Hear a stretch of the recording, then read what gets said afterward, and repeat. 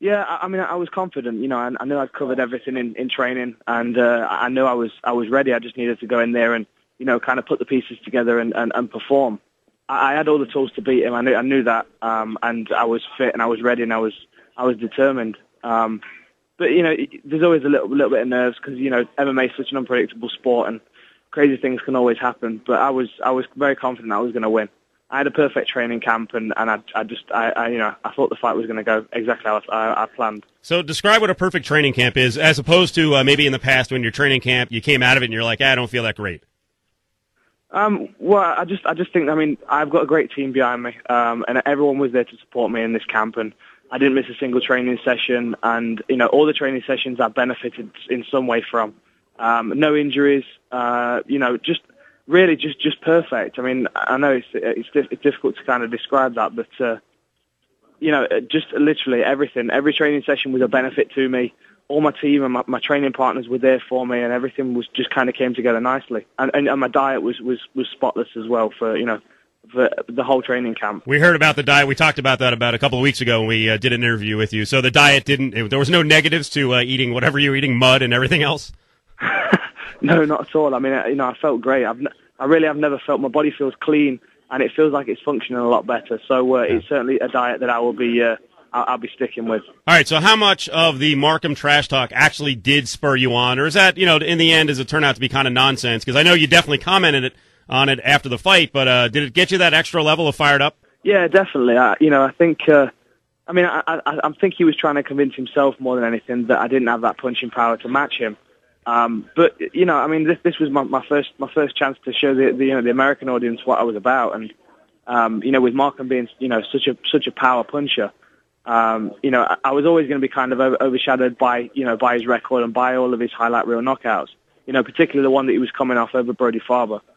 So to be able to go out there and prove to him that that I've got that punching power, I can stop somebody with one shot, from any limb. So.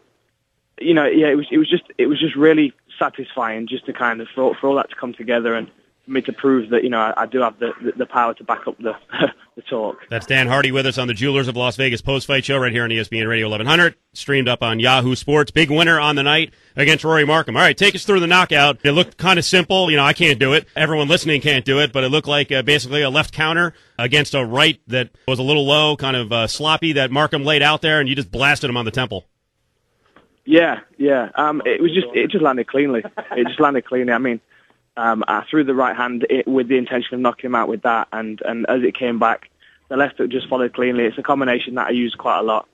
And he committed to the punch, and it just landed right on the side of his temple perfectly. And then clearly, because his head slammed to the mat, you got him with, I think, one more right on the jaw. There's no way in hell he's going to go on from there. And then it looked like when he got up, I don't know if you could, because you were celebrating, I don't know if you saw how groggy he was, but he looked like basically like even 90 seconds after the fight, he's still out of it. Yeah, I didn't really get a chance to see him. I shook his hand in the octagon afterwards, and and I thanked him and that. But instantly after the fight, I was just so relieved and so happy to have put together such a performance, in front of my home crowd. And for the American fans that I just kind of got a bit excited, and I really didn't pay attention to him after the fight too much.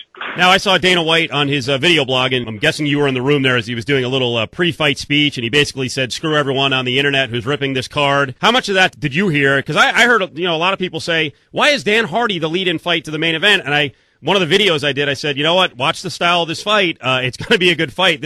If there's a lot of grappling matches, this will be the one going into the main event that will turn out to be a complete slugfest. So how much of that did you hear? People complaining, "Oh, Dan Hardy is a lead-in fight on a UFC card. What the hell?"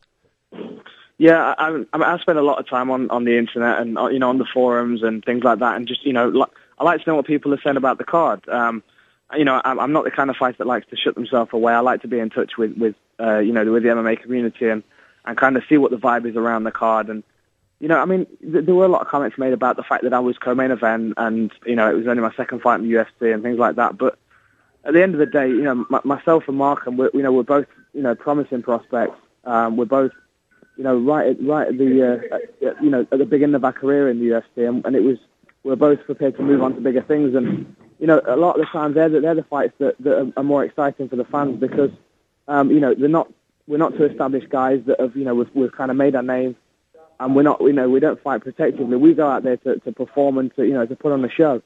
And I think we proved that tonight. It's unfortunate that Markham didn't get to show a little more of his game because he's a fantastic fighter.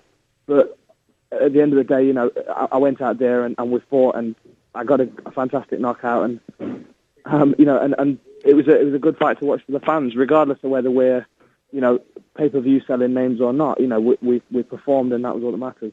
So tell us what the atmosphere was like. You're a Nottingham guy. It was in London. How fired up was the crowd? How big was it? Was it hard to kind of calm down as you walked into the cage? It was just awesome. I was really just feeding off that energy. That walkout. If I could do that every day, it would make me the happiest person in the world, because it's just just to walk out there and look into all those fans' eyes and see them looking at you and thinking they're here for me. They're putting their support and their faith in my skills and my ability. And it's just nice to be able to deliver. What did you think of the music that Markham used on the way in? Did you hear it?